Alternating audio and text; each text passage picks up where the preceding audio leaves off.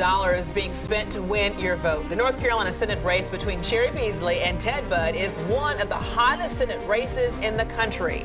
And with less than 2 months until Election Day, attack ads and millions of dollars from outside the state are flooding into North Carolina. Our chief political correspondent Emma Withrow took a closer look at all that money coming in today and joins us now to explain what she found out. $3.4 million.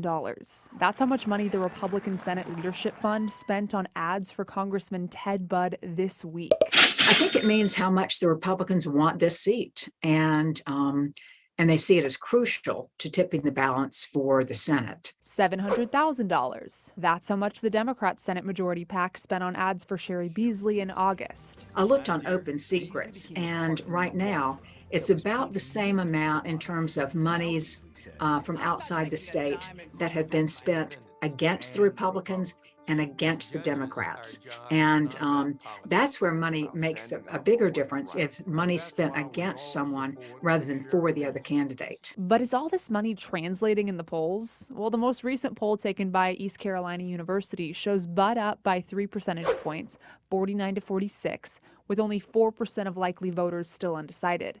Now, other polls have shown the candidates in a dead tie, with 12% of likely voters undecided. I think it's like 3 times, a challenger has to spend about 3 times as much against an incumbent.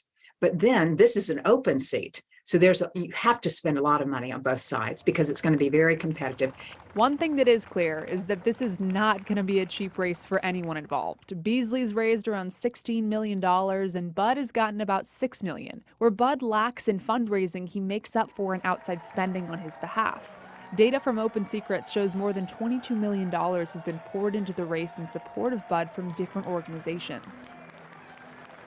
So, Emma, let's break this down from your reporting. The Democratic leadership PAC here is barely spending any money for Beasley, but the Republican leadership is spending a lot more for Budd. Why is that? They are. So I talked to political experts about this today, and they said it's not necessarily that the Democrats think, Cheri doesn't have a chance, or on the other end, they don't think that she's just a shoo-in. They've really just chose to spend their money on other tighter races that they think they can pull out throughout the rest of the country, and hers just didn't happen to be one. So that's kind of their reasoning on that. Yeah, a lot of times you think that this is one of the most important races as far as the balance of power in Washington. It is, but you have Pennsylvania, you have all these races right now that they're looking at. And so since we've had, Republican senators the last few years and it's going to lean Republican, I think the Democrats just think if she does win, it's going to be the icing on the cake, but they're not going to put their funds behind their, they're not going to bet on this one financially, essentially. So did you get a chance to talk to the Beasley or Budd campaign today?